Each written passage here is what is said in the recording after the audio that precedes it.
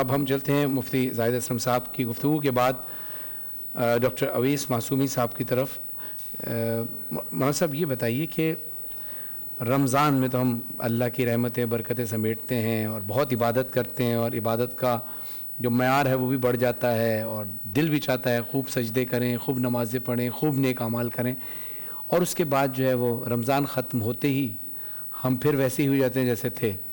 تو آپ کیا سمجھتے ہیں کہ ہم رمضان سے کس طرح سے اپنے آپ کو فیضیاب کریں کہ پوری زندگی جو نیک اعمال ہم رمضان میں کر رہے ہیں پوری زندگی پر اثر انداز رہیں؟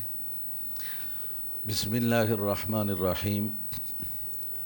آپ نے جو سوال کیا اس میں ماشاءاللہ سے 3 عظیم قسم کی باتیں ہیں، نکتے ہیں، لیکن میں اس کا آغاز جو ہے وہاں سے کروں گا جہاں سے رسول اللہ صلی اللہ علیہ وسلم نے آخری عشرے کے لیے تیاری کی۔ بسم اللہ بسم اللہ۔ وہ اس کی وجہ یہ ہے کہ ایک کام جب ہم مسلسل کر رہے ہوتے ہیں تو مسلسل کام کرتے ہوئے انسان کے اندر ایک سستی کاہلی پیدا ہو۔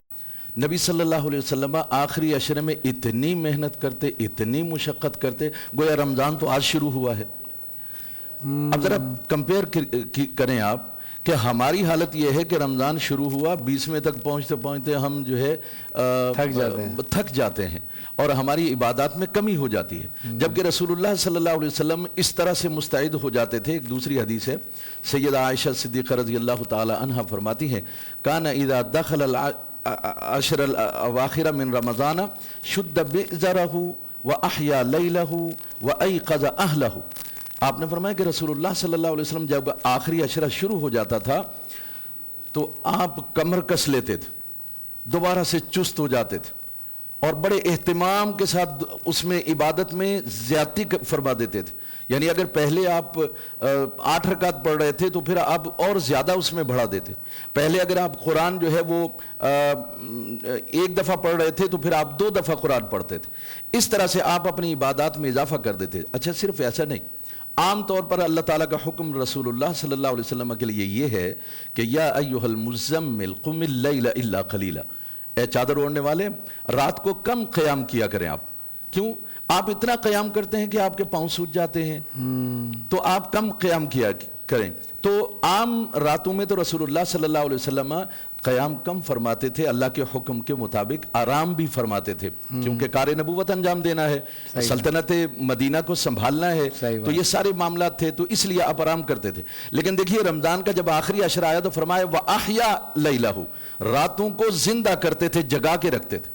سبحان اللہ۔ یعنی راتیں کہتی ہوں گی کہ آپ کیوں نہیں سو رہے ہیں، آرام کر رہے ہیں، اتنی عبادت آپ۔ اور وَأَحْيَا لَيْلَهُ وَأَيْقَظَ أَهْلَهُ۔ اور یہ تیسری بات یہ کہ نہ صرف خود عبادت کرتے تھے بلکہ آپ صلی اللہ علیہ وسلم اپنے اہل خانہ کو بھی جگا دیتے تھے اور کہتے تھے بھائی اللہ کی بارگاہ میں کھڑے ہو جاؤ۔ سبحان۔ آج ہمارا یہ جو آخری عشرہ ہے، یہ دیکھیے اگر ہم اس طرح سے اپنا آخری عشرہ گزاریں کہ خود بھی عبادت میں اضافہ کریں اور ہم راتوں کو خوب جاگیں، آخری راتوں کو، طاق راتوں کو، یعنی آخری 10 راتیں ہم خوب جاگیں اسی طرح سے حدیث کے مطابق، اور اپنے اہل خانہ کو بھی جگائیں، تو میں آپ سے یہ کہتا ہوں کہ انشاءاللہ پھر رمضان شریف کے گزرنے کے بعد بھی سستی پیدا نہیں ہوگی۔ کیا بات ہے، کیا خوبصورت بات، تادیر اس کے اثرات باقی رہے۔ بے شک بے شک، ظاہر ہے سنت رسول صلی اللہ علیہ وسلم پر عمل کرنے کے بعد ایسا ہو ہی نہیں سکتا کہ انسان کامیابی کی طرف نہ جائے۔ روحانی کامیابی، جسمانی کامیابی، دینی اور دنیاوی دونوں کامیابیوں کا راز ہے سنت رسول صلی اللہ علیہ وسلم پر عمل پیرا ہونا۔